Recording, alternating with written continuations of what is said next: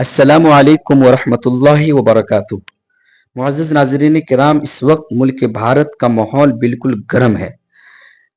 मौलाना महमूद मदनी सदर जमीयत उलमा हिंद ने जनाब बैरिस्टर असदुद्दीन ओवैसी साहब के मुतालिक एक ऐसा बयान दिया है जिस बयान से पूरे मुल्क भारत के मुसलमान खलबलाए हुए हैं।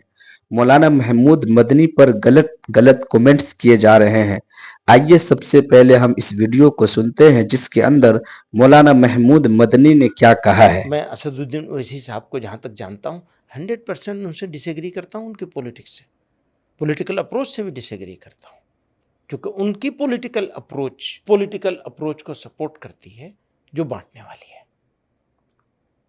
और उससे उनको भी कुछ फायदा होता है, दूसरों को उससे भी ज्यादा फायदा होता है। वहां भी जमा हो जाती है भीड़। तो पागल लोगों का तो मजमा है, पब्लिक में पागल लोग तो हो ही जाते हैं जब उन्हें अपना नेता नहीं मानते हैं। मैं पूरे एतमाद के साथ तो बहुत पहले से उनसे कह रहे हैं भैया आप वहीं रहिए, वो मानते नहीं, सुनते नहीं इस बात को।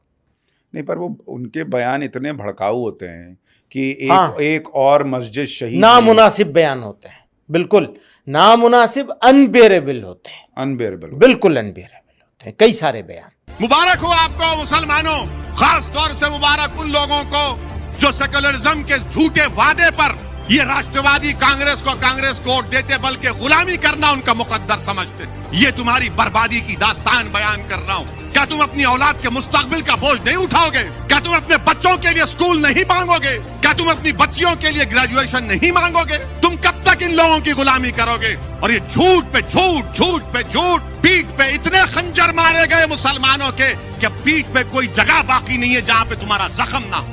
67% मुसलमान कच्चे घरों में रहता है, तुम्हारे घर नहीं है, और तुम सेकुलरिज्म की बात करते हो। मुझे उस बात का गुस्सा आता है। मुझे इन गैरों से, इन दुश्मनों से शिकवा नहीं है, मुझे अपने भाइयों से शिकवा है।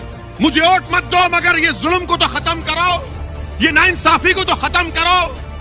मेरा हक तो मुझे दो, मुझे इज्जत की जिंदगी दो और मौत में भी इज्जत दो।